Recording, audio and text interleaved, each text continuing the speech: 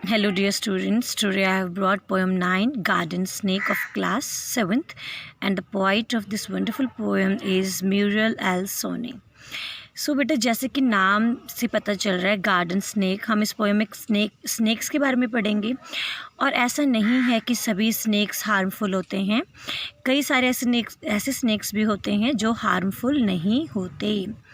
सो आपने कई बार देखा होगा, कई स्टोरीज़ पढ़ा है, उसमें आपने सांप के और नेवले की फ़ाइट के बारे में पढ़ा है। कई बार आप लोगों ने रिवर्स में भी स्नेक्स देखे होंगे, कई बार स्नेक्स को किसी होल में जाते हुए देखा होगा। सो होल्स में भी स्नेक्स को जाते हुए देखा होगा। और अधिकतर लोगों का ये मानना होता है कि जो सांप हैं ये बहुत जहरीले होते हैं, लेकिन ऐसा नहीं है। सभी सांप जहरीले नहीं होते, कुछ बहुत जहरीले होते हैं और कुछ जहरीले नहीं होते। आइए हम इस पोएम में पढ़ते हैं ऐसे ही हार्मलेस स्नेक्स के बारे में, जो बिल्कुल भी हार्मलेस नहीं होते हैं ह्यूमन बींग्स के लिए। सबसे पहली बात, ये जो पोएम है इसमें एक चाइल्ड है, एक बच्चा है, और वो बच्चा जब एक सांप को देखता है गार्डन में, बगीचे में, तो वो बहुत डर जाता है और वो वहाँ से भागता है, क्योंकि उसने सुना है लोगों को कहते हुए कि जो सांप होते हैं वो बहुत डेंजरस होते हैं, ख़तरनाक होते हैं, उनमें बहुत विष होता है, वो विषैले होते हैं। तो जब बच्चे ने एक सांप देखा तो वो वहाँ से भाग गया, और जब उसने अपनी मम्मी को बताया तो उसकी मम्मी कहती है, बेटा ये जो सांप है गार्डन में, बगीचे में, जो ये सांप तुमने देखा है, ये वाला सांप जहरीला नहीं है। ये जो सांप आप बगीचे में देख रहे हो, ये जो सांप है ये तो इंसेक्ट्स को खाता है, कीड़े मकोड़ों को खाता है।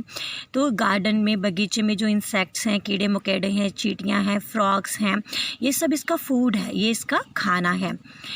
उसके बाद जो ये सांप है वो विगलिंग कर रहा है, विगल होता है टेढ़े मेढ़े रेंगना। घास में ये सांप रेंग रहा है। और अब जो बच्चा है उसने अपनी मम्मी की जब बात सुनी कि ये वाला सांप हार्मफुल नहीं है, तो वो किनारे खड़े होके सांप को देख रहा है, और जो ये सांप है ये रेंग रहा है घास में। और उसके बाद वो धीरे से देखता है, जो सांप है वहाँ से रेंगते हुए चला जाता है।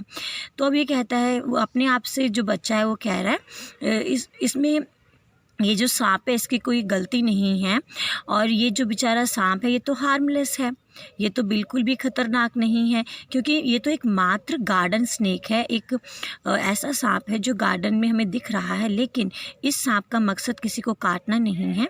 ये तो बगीचे में मौजूद जो कीड़े मकोड़े हैं, जीव जंतु हैं, उनको खाना इसका मकसद है, और एक तरीके से ये तो गार्डन की सफाई ही हो रही है। तो इस प्रकार जो बच्चा है वो अपने आप से बातें कर रहा है, और अब शुरू में तो वो सांप से बहुत डरा हुआ था, लेकिन अंत में उसका जो नज़रिया है सांप के प्रति वो चेंज हो चुका है, और वो अब सांप से डर नहीं रहा है।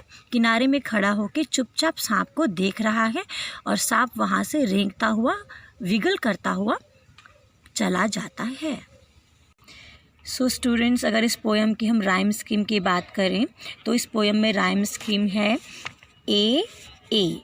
सेम साउंड के लिए हम एक लेटर देते हैं, ए, देन बी, गुड और फूड आपस में और राइम कर रहा है। Grass pass, C, then mistake and snake, then D. So rhyme scheme is A, B, C and D. और राइमिंग वर्ड्स होंगे आपके away, say, good, food, grass, pass, mistake and snake.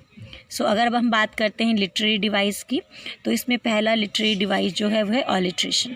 ऑलिट्रेशन होता है अनुप्रास अलंकार, जिसे आप हिंदी में कहते हो, क्योंकि यहाँ पे देखो सॉ और स्नेक, एस जो साउंड है ये रिपीट हो रहा है। हेयर ऑल्सो सम स्नेक्स, ऑलिट्रेशन है क्योंकि एस जो कंसोनेंट साउंड है वो रिपीट हो रही है। यहाँ पे सेकंड लिटरेरी डिवाइस जो है वो है पर्सोनिफिकेशन। हीज़ फूड में पर्सोनिफिकेशन है, हिम पास में पर्सोनिफिकेशन है। यहाँ पे पर्सोनिफिकेशन होता है मानवीयकरण अलंकार।